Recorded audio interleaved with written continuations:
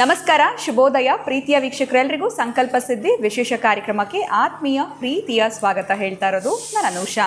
So first time ಅಪ್ಪ channel ನೋಡ್ತಾ ಇರೋದು ಅಂತಂದರೆ ನೀವು ಏನು ಮಾಡಬೇಕಾಗತ್ತೆ, ಈಗಲೇ ಚಾನಲ್ನ ಸಬ್ಸ್ಕ್ರೈಬ್ ಮಾಡಬೇಕಾಗತ್ತೆ, ನಮ್ಮ ವೀಡಿಯೋಸ್ನ ಲೈಕ್ ಮಾಡಿ. ಇನ್ನು ಕಾರ್ಯಕ್ರಮದಲ್ಲಿ ನಮ್ಮ ಜೊತೆಯಲ್ಲಿದ್ದಾರೆ ಸ್ಪಿರಿಚುವಲ್ ಗುರು ಡಾಕ್ಟರ್ ವಿಷ್ಣುದತ್ತ ಗುರುಜಿಯವರು. ಬನ್ನಿ ಗುರುಗಳನ್ನ ಕಾರ್ಯಕ್ರಮಕ್ಕೆ ಬರ್ಮಾಡ್ಕೊಳ್ಳೋಣ. ನಮಸ್ತೆ ಗುರುಗಳೇ, ಕಾರ್ಯಕ್ರಮಕ್ಕೆ ಆತ್ಮೀಯ ಸ್ವಾಗತ. ಇವತ್ತಿನ ಪ್ರಶ್ನೆ ಏನು ಕೇಳ್ತೀನಿ ಅಂತಂದರೆ ಅಥವಾ ಏನು ಕೇಳಬಹುದು ಅಂತಂದರೆ, ಸಾಕಷ್ಟು ಬಾರಿ ನಾನು ಕೂಡ ಮಾಧ್ಯಮಗಳಲ್ಲಿ ಕೆಲಸ ಮಾಡೋದ್ರಿಂದ ಈ ರೀತಿಯಾಗಿರುವಂಥ ಪ್ರಶ್ನೆಗಳು ಬಂದು ಹೋಗ್ತಾ ಇರುತ್ತೆ. ಆದರೆ ಕರೆಕ್ಟಾಗಿರುವಂಥ ಉತ್ತರ, ಈ ಪರಿಹಾರ ಇದಕ್ಕೆ ಮಾಡಿದ್ರೆ ಆಗುತ್ತಾ ಇಲ್ವಾ ಗೊತ್ತಿಲ್ಲ. ಸೊ ಪ್ರಶ್ನೆಲೇ ಇಷ್ಟೊಂದು ಪೀಟಿಗಿದೆ ಅಂತ ಅಂದ್ಕೊಳ್ಬೇಡಿ ಗುರುಗಳೇ. ಈ ಶತ್ರು ನಿಗ್ರಹ ಆಗಬೇಕು ಅಂತಂದರೆ ಈ ಉತ್ತರ ದಿಕ್ಕಿನಲ್ಲಿ ಒಂದು ಪ್ರಯೋಗ ಮಾಡಬೇಕು. ಅದು ಮಾಡಿದ್ರೆ ಖಂಡಿತ ನಿಮಗೆ ಎನಿಮಿಯಿಂದ ಯಾವುದೇ ರೀತಿ ತೊಂದರೆ ಇಲ್ಲ ಅಂತ ಹೇಳ್ತಾರೆ. ಇದು ಎಷ್ಟರ ಮಟ್ಟಿಗೆ ನಿಜ? ಯಾವ ರೀತಿಯಾಗಿರುವಂಥ ಪ್ರಯೋಗವನ್ನು ನಾವು ಉತ್ತರ ದಿಕ್ಕಿನಲ್ಲಿ ಮಾಡಬೇಕಾಗತ್ತೆ? ಸೊ ಶತ್ರುಗಳಿಂದ ನಾವು ಸೇಫ್ ಆಗಿರಬೇಕು ಅಂತಂದರೆ ಇದು ನಿಜವಾಗ್ಲೂ ವರ್ಕ್ ಆಗುತ್ತಾ? ಸೊ ಈ ಪ್ರಶ್ನೆ ಕೇಳಿದ ತಕ್ಷಣ ನನಗೆ ಯಾರನ್ನು ಕೇಳೋದು, ಸೊ ನೀವೇ ಸೂಕ್ತವಾಗಿರುವಂಥ ವ್ಯಕ್ತಿ ಅಂತ ನಾನು ನಿಮ್ಮನ್ನೇ ಕೇಳ್ತಾ ಇದ್ದೀನಿ ಈ ಪ್ರಶ್ನೆನ. ದಯವಿಟ್ಟು ಉತ್ತರವನ್ನು. ಯಾರು ತಾಯಿ ನಿಮಗೆ ಈ ಪ್ರಶ್ನೆ ಕೊಟ್ಟಿದ್ದು? ಅಥವಾ ಅಂದರೆ ಇದೇ ರೀತಿ ಗುರುಗಳೇ, ನಾನು ಹಲವಾರು ಜೊತೆಯಲ್ಲಿ ಕಾರ್ಯಕ್ರಮಗಳು ಮಾಡೋದ್ರಿಂದ ಇದು ವಾಸ್ತುಗೆ ಸಂಬಂಧಪಟ್ಟಿರುವಂಥದ್ದಾಗಿರೋದ್ರಿಂದ ಸೊ ನಿಮ್ಮನ್ನೇ ಕೇಳಿದ್ರೆ ಸೂಕ್ತ ಅಂತ ಹೇಳಿ ನಾನು ನಿಮ್ಮನ್ನೇ ಕೇಳ್ತಾ ಇದ್ದೀನಿ. ಓಂ ವಿಶ್ವಸ್ಮೈ ನಮಃ. ಪ್ರೀತಿಯ ಬಂಧುಗಳೇ, ನಮ್ಮಲ್ಲಿ ಇತ್ತೀಚೆಗೆ ಬಂದೋದ್ರು ಕೆಲವರು.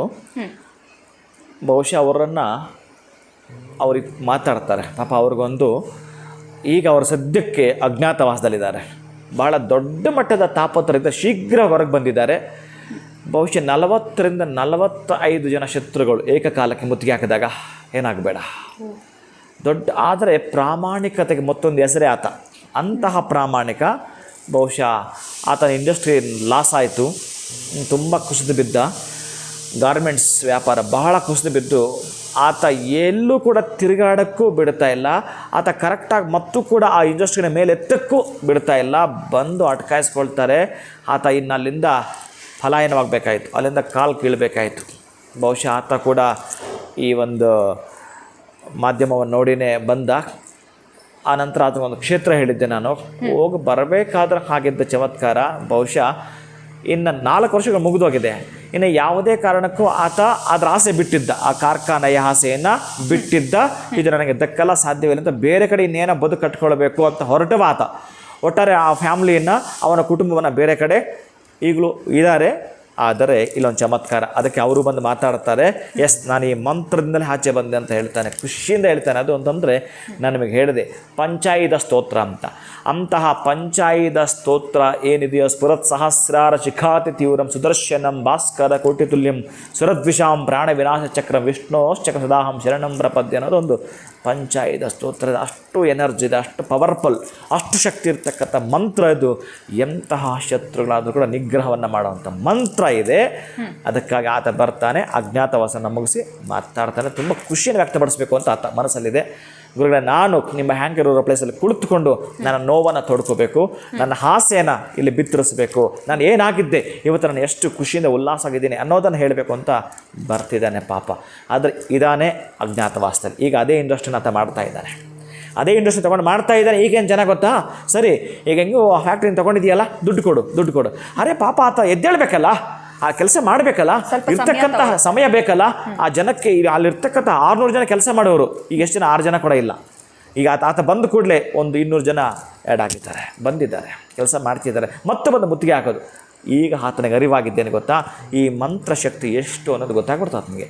ಅದಕ್ಕಾಗಿ ಮಂತ್ರಶಕ್ತಿ ಇದೆ, ನೀವು ಹೇಳಿದ ತಂತ್ರಶಕ್ತಿ ಇದೆ.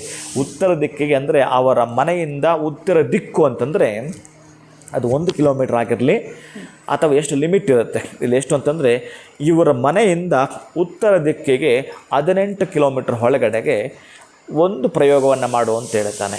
ಯಾವ ರೀತಿ ಅಂತಂದರೆ, ಎಷ್ಟು ಶತ್ರುಗಳಿದ್ದಾರೋ ಅಷ್ಟು ಶತ್ರುಗಳಿಗೆ ಸಂಬಂಧಪಟ್ಟಾಗೆ ಒಂದು ಗುಳಿಯನ್ನು ತೆಗೆಯೋದು. ನಿರ್ಜನ ಪ್ರದೇಶದಲ್ಲಿ ಅವರ ಮನೆಯಿಂದ ಉತ್ತರಕ್ಕೆ ನೀವೊಂದು ಗುಳಿಯನ್ನು ತೆಗೆಯೋದು. ಸಣ್ಣದಾಗಿ ಒಂದು 1/2 ಅಡಿ ಅಥವಾ ಒಂದು 5 ಇಂಚು 6 ಇಂಚು ಆಗೋಷ್ಟು ಒಂದು ಹಳ್ಳ ತೆಗೆದು ಬಿಡತಕ್ಕಂಥದ್ದು. ನಿಮ್ಮ ಶತ್ರು ಯಾರಿದ್ದಾನೋ ಆ ಶತ್ರುವಿನ ಮೊದಲ ಅಕ್ಷರ ಬರೆದು ಬಿಡೋದು. ಮೊದಲ ಅಕ್ಷರ ಬರೆದು ಬಿಡೋದು. ಆಗ ಯಾರು ಎಮ್ಮಿಂದನ ಎಮ್ ಅನ್ನೋದೊಂದು, ಅಥವಾ ಎನ್ನಿಂದನ ಎನ್ ಅನ್ನೋದೊಂದು ಬರೆದು ಬಿಡೋದು, ಅಥವಾ ಎ ಇಂದನ ಎ ಅನ್ನೋದನ್ನು ಒಂದು ಬರೆದು ಬಿಡೋದು. ಆ ಒಂದೇ ಒಂದು ಅಕ್ಷರ ಬರೆದು ಬಿಡ್ತಕ್ಕಂತಹದ್ದು. ಅದೇ ಇಲ್ಲಿ ಕೆಲವೊಂದು ನಾನು ಹೇಳೋ ಹಾಗಿಲ್ಲ, ವಿಧಿ ಇಲ್ಲ, ಹೇಳಬೇಕಾಗತ್ತೆ. ನಿಮ್ಮ ಅಂದರೆ ಇಜ್ಜಲು, ಕಪ್ಪದ ಇಜ್ಜಲು ಬರುತ್ತಲ್ಲ, ಆ ಇಜ್ಜಲನ್ನು ಒಂದು ಹಿಡಿಯಷ್ಟು, ನಿಮ್ಮ ಬಲಗೈಯಲ್ಲಿ ಒಂದು ಹಿಡಿಯಷ್ಟು ಕರೆಕ್ಟಾಗಿ ಇಳಿ ತೆಗೆದುಬಿಟ್ಟು ಆ ಗುಳಿಗೆ ಹಾಕಬೇಕು. ನಂತರ ಆ ಒಂದು ಗುಣಿಗೆ ನೀವು 3 ಬಾರಿ ಎಂಜಲನ್ನು ಹೋಗಿಯುವಂಥದ್ದು ಮತ್ತು ಮಣ್ಣು ಮುಚ್ಚಿಬಿಡ್ತಕ್ಕಂಥದ್ದು. ಇದು ಅವರ ಮನೆಯಿಂದ ಉತ್ತರ ದಿಕ್ಕಿಗೆ ಒಬ್ಬರಿಗೆ ಒಂದು. ಮೊನ್ನೆ ಯಾರೋ ಒಬ್ಬರು ಮಾಧ್ಯಮದವರೇ, ಬಹುಶಃ ಗೊತ್ತಿಲ್ಲ, ಇತ್ತೀಚೆಗೆ ಪಾಪ ಮಾಧ್ಯಮದಲ್ಲಿ ಜಾಸ್ತಿ ಶತ್ರುಗಳಾಗಿ ಇದನ್ನು ಆತ ಅವರ 3 ಜನ ಶತ್ರುಗಳಿದ್ದಾರೆ, ಪಕ್ಕದಲ್ಲೇ 3 ಗುಣಿಯನ್ನು ಹಾಕಿದ್ದು ಅದನ್ನು ಮಾಡಿದ್ದಾನೆ. ಆಶ್ಚರ್ಯ ಏನಂತಂದರೆ ಅವರೇ ಆತನನ್ನು ಕರೆದು ಬಿಟ್ಟು ಎಲ್ಲೋ ಒಂದು ಕಡೆ, ಬೇರೆ ಕಡೆ ಅವ್ರನ್ನ ಯಾರನ್ನೋ ಬೇರೆಯವ್ರನ್ನ ಕಳಿಸ್ತಾ ಇದ್ದಿದ್ದು ಬಿಸ್ನೆಸ್ ಹೆಡ್ ಆಗಿ ಈತನನ್ನೇ ಕಳಿಸ್ಕೊಟ್ಟಿದ್ದಾರೆ. ಈಗ ಆಶ್ಚರ್ಯ ಆಗ್ತಕ್ಕಂಥದ್ದು ಬಹಳ ಇರುತ್ತೆ. ಅವರ ಮನೆಯಿಂದ ಉತ್ತರದಿಕ್ಕೆ ಮಾಡತಕ್ಕಂತಹ ತಂತ್ರ ಇದು. ಇನ್ನು ಮಂತ್ರವೋ ಬಹಳಷ್ಟೇ ಇದ್ದಾವೆ. ಸುಪ್ರೀಂ ಕೋರ್ಟ್ ಜಡ್ಜ್ಮೆಂಟ್ ಅಂತ ನಾನು ಆಗಾಗ ಹೇಳ್ತಿರ್ತೀನಿ. ನಮಶ್ಚಕ್ರಾಯ ಮಹಾಜ್ವಾಲಾಯ ಅಂತಕ್ಕಂಥದ್ದು. ಆ ಸುದರ್ಶನ ಹಾಗೆ ಅವನು ಇರೋದು ಹಾಗೇನೆ. ಸ್ವಾಮಿ, ನೀನು ಯಾರನ್ನು ರಕ್ಷಣೆ ಮಾಡಬೇಕು ಅಂತ ಅವ್ರನ್ನ ಮಾಡುತ್ತೇನೆ, ಯಾರನ್ನು ಶಿಕ್ಷೆ ಮಾಡುವಂತೆ ಅವನ ಸಂಪೂರ್ಣವಾಗಿ ಕ್ಷಣ ಮಾತ್ರದ ಶಿಕ್ಷೆಯನ್ನು ನಾನು ಕೊಡಬಲ್ಲೆ ಅಂತ ಇರುವಂಥ ತಾಕತ್ತು ಆ ಸುದರ್ಶನನಿಗೆ. ಅಂತಹ ಮಂತ್ರ ದಿವ್ಯ ಮೇರು ಹಾಗೆ ಕೆಲಸ ಮಾಡುತ್ತೆ. ಇನ್ನು ಉತ್ತರಕ್ಕೆ ಮಾಡ್ತಕ್ಕಂಥ ತಂತ್ರ ಅತ್ಯಂತ ಶೀಘ್ರವಾಗಿ ಕೂಡ ಕೆಲಸ ಮಾಡುತ್ತೆ. ಅಂದರೆ ಅವ್ರ ನಿಗ್ರಹ, ಶತ್ರು ಸಂಹಾರ ಮಾಡಿಬಿಡೋ ಅಂತಲ್ಲ ಇದು. ಒಟ್ಟಾರೆ ಇವನ ತಂಟೆಗೆ ಬರದೆ ಅವನ ಮನಸ್ಸು ಡೈವರ್ಟ್ ಆಗ್ತಕ್ಕಂಥದ್ದು, ಸೈಲೆಂಟ್ ಆಗ್ತಕ್ಕಂಥದ್ದು, ಬೇರೆ ಕಡೆಗೆ ಅವನ ಮನಸ್ಸು ಹೋಗ್ತಕ್ಕಂಥದ್ದು. ಒಟ್ಟಾರೆ ಇವನನ್ನು ಬಾಧಿಸೋದಿಲ್ಲ. ಸಾಧ್ಯವಾದರೆ ಪ್ರೀತಿ ಪಾತ್ರನಾಗ್ತಾನೆ. ಇನ್ನೂ ಒಂದು ಹೆಜ್ಜೆ ಮುಂದೆ ಹೋಗಿ ಹೇಳೋದಾದರೆ, ಇಷ್ಟೂ ಜನ ಶತ್ರುವಾಗಿ ನಿಮ್ಮನ್ನು ಬಾಧಿಸ್ತಾ ಇದ್ನಲ್ಲ, ಅವನು ಯಾರು? ಮೊದಲು ಮಿತ್ರನಾಗಿದ್ದ ಅಥವಾ ಸಂಬಂಧಿಕನೂ ಆಗಿದ್ದ, ಏನೋ ಒಂದು ಆಗಿದ್ದೆ, ನಿಮಗೆ ಒಳ್ಳೆಯವನೇ ಆಗಿದ್ದೆ, ನಿಮ್ಮ ಜೊತೆಗೆ ಇರಬೇಕಲ್ಲ. ನಿಮ್ಮ ಜೊತೆಗೆ ಇಲ್ಲ ಅಂದರೆ ಅವನು ನಿಮಗೆ ಮಿತ್ರನೂ ಅಲ್ಲ, ನಿಮ್ಮ ಸಹಪಾಠಿಯೂ ಅಲ್ಲ, ನಿಮಗೆ ಸಂಬಂಧಿಯೂ ಅಲ್ಲ ಅಂತಂದರೆ ಅವನ ಶತ್ರು ಹೇಗಾಗ್ತಾನೆ? ಆ ಶತ್ರು ಗುಣಗಳು ನಿಮಗೆ ಬಂದಿರತಕ್ಕಂಥ ವ್ಯವಹಾರ ವ್ಯಾಪಾರದಲ್ಲಿ ಬಂದಿರುತ್ತೆ. ಅದಕ್ಕಾಗಿ ಇದನ್ನು ನೀವು ಮಾಡಿದ್ರಲ್ಲ, ಮತ್ತೆ ಅವನು ಇಷ್ಟೂ ದಿವಸ ಶತ್ರುವಿನ ವೇಷವಾಕಿದ್ದವ ಇದೀಗ ಮಿತ್ರನ ವೇಷವಾಕಿ ಮತ್ತೆ ನಿನ್ನ ಜೊತೆಗೆ ಬರ್ತಾನೆ. ಆಗ ಎಚ್ಚೆತ್ಕೋಬೇಕು ನೀನು.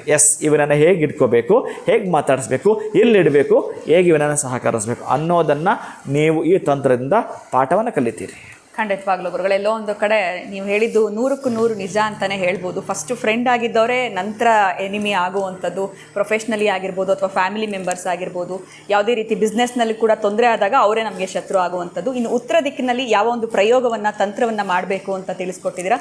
ಉತ್ತಮವಾಗಿತ್ತು ನೀವು ಕೊಟ್ಟಂತಹ ಮೆಸೇಜ್ ಅಂತಲೇ ಹೇಳ್ಬೋದು. ಬಹಳ ಧನ್ಯವಾದಗಳು ತಮಗೆ. ನಮಸ್ಕಾರ ಗುರುಗಳೇ. ಹರೇ ಶ್ರೀನಿವಾಸ. ಸೊ ನಿಮಗೂ ಕೂಡ ಶತ್ರು ಕಾಟ ಜೀವನದಲ್ಲಿ ಜಾಸ್ತಿ ಆಗ್ತಾ ಇದೆ. ಏನೇ ಮಾಡೋಕ್ಕೆ ಹೋದ್ರೂ ಎಲ್ಲೋ ಒಂದು ಕಡೆ ಎನಿಮಿಗಳು ಅಟ್ಯಾಕ್ ಮಾಡಿಬಿಡ್ತಾರೆ ಅಂತಂದರೆ ಅವರನ್ನು ಡೈವರ್ಟ್ ಮಾಡಬೇಕು ಅಥವಾ ಅವರು ನಿಮ್ಮಿಂದ ದೂರ ಉಳಿಬೇಕು ಅಂತಂದರೆ ಯಾವೊಂದು ತಂತ್ರ ಪ್ರಯೋಗವನ್ನು ಮಾಡಬೇಕು ಅಂತ ಗುರುಗಳು ತಿಳಿಸ್ಕೊಟ್ಟಿದ್ದಾರೆ.